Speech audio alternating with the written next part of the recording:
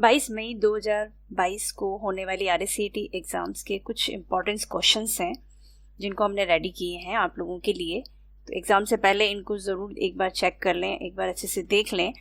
हो सकता है कुछ क्वेश्चन एज इट इज़ बन जाए और हो सकता है कुछ क्वेश्चंस को थोड़ा सा घुमा फिरा के दिया जाता है। देखिए क्वेश्चंस वही है लेकिन थोड़ा सा ध्यान से आप अगर पढ़ेंगे तो क्वेश्चंस को थोड़ा सा उसको फेरबदल किया गया है, तो वो थोड़ा सा आपको ध्यान में रखते हुए क्वेश्चंस को पढ़ना है। उसके 4 ऑप्शन आएंगे, एक ऑप्शन पे टिक करना है। सही आंसर जो है वो आपका OMR शीट पे आपको वही फिल करना है।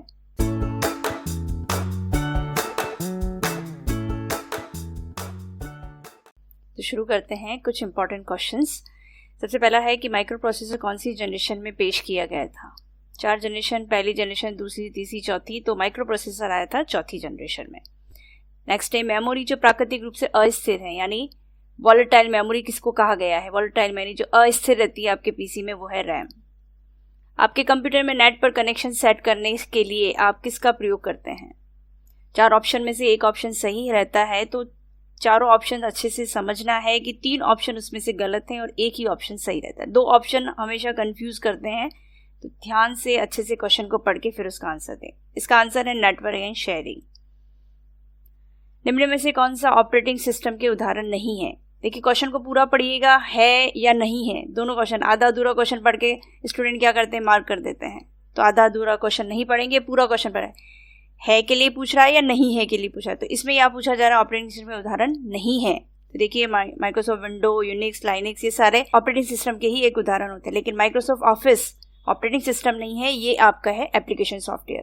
तो इसलिए इसका करेक्ट आंसर क्या बनेगा, माइक्रोसॉफ्ट ऑफिस बी।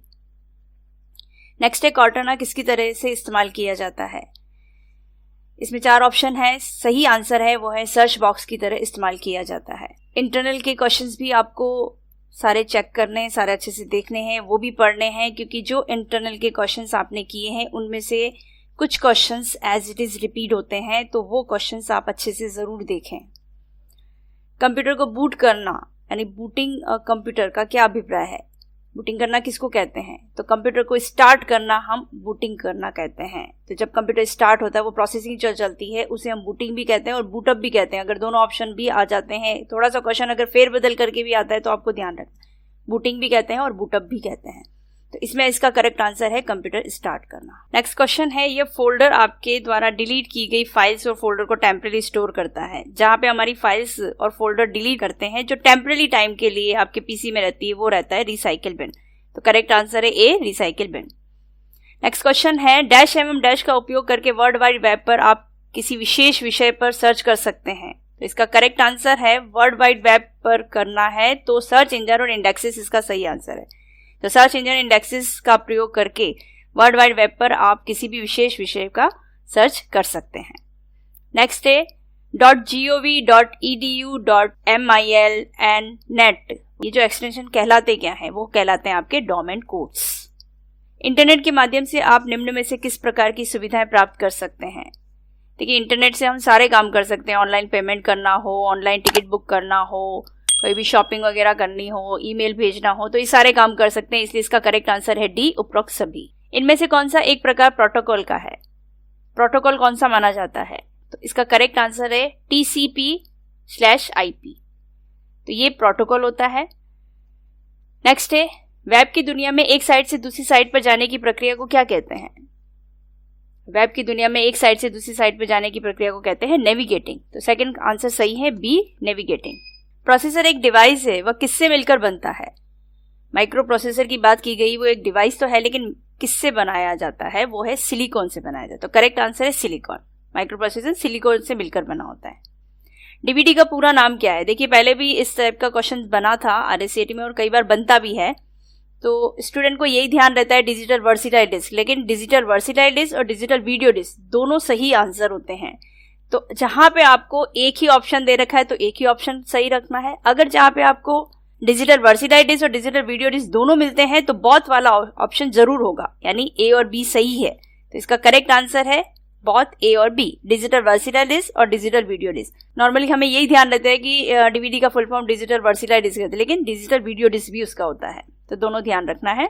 तो दोनों ऑप्शन अगर आते हैं तो करेक्ट आंसर बोथ वाला सही होगा। विंडोज 10 में कौन सी डेस्कटॉप सुविधा शामिल की गई है जिसे विंडोज 8 में हटा दिया गया है? विंडोज 10 में डेस्कटॉप की सुविधा यानी स्टार्ट मेनू वापस आ गया है। 7 में था, 8 में नहीं था, 8 में हटा दिया गया, वापस 10 में स्टार्ट मेनू वापस दिया गया। स्टार्ट मेनू जहां से हम प्रोग्राम स्टार्ट करते हैं, नीचे टास्क बार में लेफ्ट साइड में आपको स्टार्ट मेनू दिया गया होता है जिससे हम अपने प्रोग्राम स्टार्ट करते हैं, जो 8 में हटा दिया गया था। इनमें से कौन सा टाइटल बार पर उपलब्ध होता है? अब टाइटल बार कौन सा होता है? टॉप वाला एरिया जो आपकी स्क्रीन पे सबसे ऊपर वाला जो ऑप्शन दिखाई देता है वो टाइटल बार होता है, जहां पे आपको क्विक एक्सेस टूल बार मिलता है लेफ्ट साइड में। राइट साइड में आपको मिलता है रिस्टोर, पॉइंट, क्लोज, मिनिमाइज, ये सारे ऑप्शंस मिलते हैं। तो इसका करेक्ट आंसर होगा ऑल ऑफ अबव। ये जो आपको राइट साइड में दिखाई देते हैं, ये क्लोज, ये रिस्टोर डाउन और ये मिनिमाइज, ये तीनों ऑप्शन होते हैं तो ऑल ऑफ अबव। और अगर इनमें से कोई एक ऑप्शन पूछ लिया बाकी गलत हुए तो आपको ध्यान रखना है कि इसमें से कौन कौन से ऑप्शन होते हैं। हो सकता है क्वेश्चन इस तरह से टाइटल बार पे उपलब्ध नहीं है तो नहीं में गलत आपको दिए गए होंगे, उसमें से एक करेक्ट होगा, आपको वो सेलेक्ट करना है। तो क्वेश्चन को तो किसी भी तरह से घुमाया जा सकता है, लेकिन इस तरह के क्वेश्चंस बनते हैं जो आपको इंपॉर्टेंट क्वेश्चन के रूप में हमने आपको बताए हैं। कंप्यूटर का सबसे मूलभूत प्रोग्राम कौन सा है? यानी कंप्यूटर का ऐसा कौन सा प्रोग्राम है जिसके थ्रू ही सारा काम होता है? वो है ऑपरेटिंग सिस्टम। ऑपरेटिंग सिस्टम के थ्रू ही सारे सॉफ्टवेयर चलते हैं, सारे हार्डवेयर वर्क करते हैं, तो इसलिए मेन जो है आपका कंप्यूटर पीसी में ऑपरेटिंग सिस्टम सबसे मेन प्रोग्राम होता है। नेक्स्ट है वाईफाई का पूरा नाम क्या है? ये इस टाइप का क्वेश्चन भी कई बार बना हुआ है। वाईफाई का पूरा नाम, जिससे हम इंटरनेट वगैरह का चलाते हैं, वाईफाई, वायरलेस फिडेलिटी। उसका फुल फॉर्म बहुत कम लोगों को पता है, तो वाईफाई का फुल फॉर्म होता है वायरलेस फिडेलिटी। कौन सी की आपको कर्सर के दाईं यानी राइट और के वर्ण को हटाने में सक्षम बनाती है? 2 क्वेश्चन हमने इसमें आपको दिए हैं। ऑलमोस्ट कई बार ये क्वेश्चंस बना हुआ है, तो आपको ध्यान रखना है कि इसमें स्टूडेंट कंफ्यूज होता है कि डिलीट की है या बैक स्पेस है, क्योंकि एक राइट साइड जाता है, एक लेफ्ट साइड जाता है। दोनों क्वेश्चन आपके सामने है। कौन सी की आपको कर्सर के दाईं यानी राइट और के वर्ण को हटाने में सक्षम बनाती है? और दूसरा क्वेश्चन 21 वाला देखिए, कौन सी की आपको कर्सर के बाएं यानी लेफ्ट और के वर्ण को हटाने में सक्षम बनाती है? तो एक का आंसर है डिलीट, एक का आंसर है बैक स्पेस। किसका आंसर डिलीट है और किसका बैक स्पेस है वो भी समझ लीजिए। यहाँ पे पूछा दिया गया है दाईं ओर यानी राइट साइड में, तो देखिए अगर हम अभी कर्सर यहाँ रखते हैं और इससे अगर हम हटाना चाहते हैं तो डिलीट से नहीं हटेगा, ये हटेगा बैक स्पेस से। तो बैक स्पेस कहाँ जा रहा है? लेफ्ट साइड में। तो लेफ्ट साइड में देखिए मैं अभी कीबोर्ड से बैक स्पेस प्रेस कर रही हूँ, तो ये लेफ्ट साइड से कर्सर डेटा को हटा रहा है यानी लेफ्ट साइड जा रहा है। तो लेफ्ट साइड में तो ये वाला ऑप्शन सही है, लेकिन मुझे अभी क्या पूछा गया है कि यहाँ पे दाईं यानी राइट और के वर्ण को हटाना है, तो कर्सर आप आगे की तरफ रखेंगे और फिर डिलीट की प्रेस करेंगे, तो देखो इस तरह से वो राइट साइड में कर्सर को मूव कर रहा है और वहां से किसी भी वर्ण को हटा रहा है। तो इसका मतलब समझ में आ गया होगा कि दाईं ओर जाता है तो वहां करेक्ट आंसर है डिलीट, और कौन सी की आपको कर्सर के बाईं यानी लेफ्ट और के वर्ण को हटाने में सक्षम बनाती है? वो है बैक स्पेस। नेक्स्ट अपन देखते हैं, डैश में आमतौर पर ईमेल द्वारा उपयोगकर्ता को एक लिंक पर क्लिक करने और व्यक्तिगत डेटा दर्ज करने के लिए कहा जाता है। तो वो है आपका फिशिंग अटैक। एक साइबर अटैक होता है फिशिंग अटैक, जिसमें आपकी जानकारी मांगी जाती है, आपका नाम पता पूछा जाता है। इस तरह से भी क्वेश्चन बन सकता है कि आपका नाम पूछा जा रहा है, आपका पता पूछा जा रहा है, आपका फादर नेम, सारी डिटेल आपसे पूछी जा रही है, आपकी व्यक्तिगत जानकारी पूछी जा रही है, तो वो फिशिंग अटैक हो रहा है। तो इसका करेक्ट आंसर है फिशिंग अटैक। नेक्स्ट है, इंडियन आईटी एक्ट 2000 में कानूनों को किस क्षेत्र में तैयार किया गया है? तो इसका correct answer information technology. Application software का उदाहरण नहीं है। इनमें से कौन सा एप्लीकेशन सॉफ्टवेयर नहीं है? ध्यान रखना है, नहीं पूछा गया है तो वही आपको आंसर करेक्ट देना है जो एप्लीकेशन सॉफ्टवेयर के रूप में नहीं माना जाता है। तो सॉफ्टवेयर जैसे गूगल क्रोम है, MS वर्ड है, VLC मीडिया प्लेयर है, ये सारे सॉफ्टवेयर हैं। लेकिन फ्लैश मेमोरी आपका जो है वो एप्लीकेशन सॉफ्टवेयर नहीं है, ये एक स्टोरेज के रूप में जाना जाता है। ये नॉन वॉलेटाइल स्टोरेज मेमोरी होती है, इसलिए इसको सॉफ्टवेयर नहीं कहा जा सकता। नेक्स्ट है, SMPT का पूर्ण रूप क्या है, यानी उसका full form? Simple mail transfer protocol. SMPT एक प्रोटोकॉल है या 25 से अधिक ईमेल मैसेज को भेजने के लिए एक इंटरनेट स्टैंडर्ड होता है, इसलिए इसका नाम फुल फॉर्म दिया गया है सिंपल मेल ट्रांसफर प्रोटोकॉल। सही आंसर इसका ये होगा। दस्तावेज मुद्रित होने से पहले यह देखने के लिए कि दस्तावेज कैसा दिखाई दे रहा है, किस कमांड का उपयोग होता है? तो जब हम प्रिंट लेते हैं तो प्रिंट करने से पहले हमें उसका प्रीव्यू देखना जरूरी होता है, तो इसलिए इसका करेक्ट आंसर है प्रिंट प्रीव्यू। नेक्स्ट है, मूल और असंबद्ध प्रलेखन के प्रमाण प्रदान करने के लिए इनक्रिप्शन तकनीकों का उपयोग किया जाता है, तो उसका करेक्ट आंसर है डिजिटल सिग्नेचर। नेक्स्ट है MS वर्ड 2010 में डैश एक स्थान या पार्ट का चयन करता है जिसे आप नाम और भविष्य के संदर्भ के लिए पहचानते हैं। तो ऐसा MS वर्ड में कौन सा यूज होता है? तो वो होता है बुकमार्क। बुकमार्क हम लगा देते हैं ताकि उसको आगे भी हम चेक कर सकते हैं। बुकमार्क लगा दिया, बुकमार्क लगा देने का मतलब है वो इंपॉर्टेंट हो गया हमारे लिए कि हम इसको कभी भी दोबारा रीओपन करना चाहें तो वहीं से हम बुकमार्क पे क्लिक करेंगे। जो बुकमार्क हमने जिस नाम से बनाया है, जैसे ही क्लिक करेंगे तो वो आपको उस पर्टिकुलर चीज पे या पर्टिकुलर डेटा पे ले जाता है। नेक्स्ट है स्क्रीन सेवर क्या है? देखिए स्क्रीन सेवर क्या ऑपरेटिंग सिस्टम है, ट्रोजन हॉर्स है या एंटीवायरस है? इनमें से कुछ भी नहीं है। स्क्रीन सेवर क्या होता है? एक कंप्यूटर प्रोग्राम है जिसे हम एनिमेशन भी कह सकते हैं। जब स्क्रीन आपको कुछ समय के लिए आपको रुकना है तो स्क्रीन पे कुछ भी आप मूवेबल स्क्रीन लगा सकते हैं, तो वो स्क्रीन सेवर होती है। उससे आपको ये पता चलता है आपका कंप्यूटर PC स्टार्ट है। एक दस्तावेज के सभी सामग्री को चयनित करने के लिए किसका प्रयोग किया जाता है? तो जब हमें पूरे डेटा को एक साथ सेलेक्ट करना हो तो उसके लिए Ctrl+A शॉर्ट कमांड यूज आती है। MS वर्ड में बहुत सारी शॉर्ट कमांड्स होती हैं, विंडोज की बहुत सारी शॉर्ट कमांड होती है, एक्सेल की बहुत सारी शॉर्ट कमांड होती है। कमांड का लिंक हम आपको दे देंगे, आप वहां से उसको सारा रीड कर लीजिएगा ताकि अगर उनमें से कोई कमांड का क्वेश्चन बनता है या आपको उसकी जानकारी भी और ज्यादा चाहिए तो आप वहां से ले सकते। नेक्स्ट पावर पॉइंट प्रस्तुतिकरण में हाइपरलिंक का प्रयोग करने हेतु संक्षिप्त की कौन सी होती है? यानी हाइपरलिंक को यूज करना है, हाइपरलिंक के लिए जो शॉर्ट कमांड बनती है वो है Ctrl+K।